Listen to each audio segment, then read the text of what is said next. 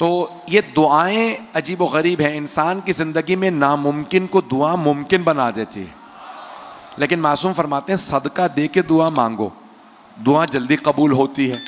और जब सदका आप दे रहे होते हैं ना, तो वो सदका जो पैसे की शक्ल में या किसी भी शक्ल में हो, वो आपसे कुछ कह के जाता है। सुनना चाहेंगे क्या कहता है? तो आप मासूम फरमाते हैं कि जब आप सदका निकालते हैं ना, तो सदका कहता है तेरा शुक्रिया, मैं हकीर था तूने इज्जत दे दी, मैं फना होने वाला था तूने मुझे बका दे दी। पता नहीं लोग हैं या नहीं। मैं दुनिया का था क्योंकि दौलत दुनिया की है, तूने मुझे अल्लाह का बना दिया। पता नहीं लोग हैं या नहीं है। क्या जब दौलत ये इंसान सदका निकालता है ना, तो कई चीजें क्या मुझ में कोई बरकत नहीं थी, तूने अल्लाह के नाम पे खर्च करने से मुझ में बरकत दे दी। मौला अली कहते हैं नहजुल बलागा में, जब राह खुदा में कुछ दो, जितना दे सकते हो ज्यादा से ज्यादा दे दो। गला मेरा अजियत तो नहीं कर रहा आपको? आवाज समझ में आ रही है सबको? मौला कहते हैं ज्यादा से ज्यादा दे दो, राह खुदा में जब दो तो ज्यादा दे दो। का मौला क्यों?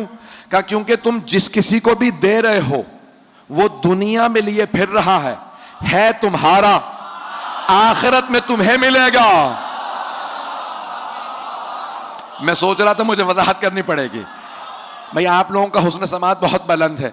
तो मुझे कई शहरों से लोग कहते हैं मौलाना कई मरतबा हमें जुमला सोचना पड़ता है, कराची वाले जुमला मुकम्मल होने से पहले पहुंच जाते हैं।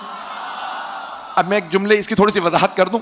दो अफराद सफर में हैं, मिसाल के तौर पे हवाई जहाज का सफर है, कराची से इस्लामाबाद जा रहे हैं। तो एक साहब कहते हैं मौलाना जितना सामान देना चाहे मुझे दे दीजिए, इस्लामाबाद पहुंच के आपको वापस कर दूंगा। अब इंसान कोशिश करेगा ज्यादा से ज्यादा सामान इसे पकड़ा दे, ना मुझे सामान उठाना पड़ेगा, ना ये सारी जहमतें, इस्लामाबाद पहुंच के मुझे ही सामान मिल जाएगा। मौला फरमा रहे हैं जो राह खुदा में देते हो वो खत्म नहीं होता, तुम्हारा ही रहता है। जिनको दे देते हो वो दुनिया में उठाए फिर रहे हैं, आखिरत में तुम्हें ही पलट के आ जाएगा। आपने गौर फरमाया? तो इसीलिए कहा जाता है कि जब भी मांगो तो राह खुदा में कुछ दो।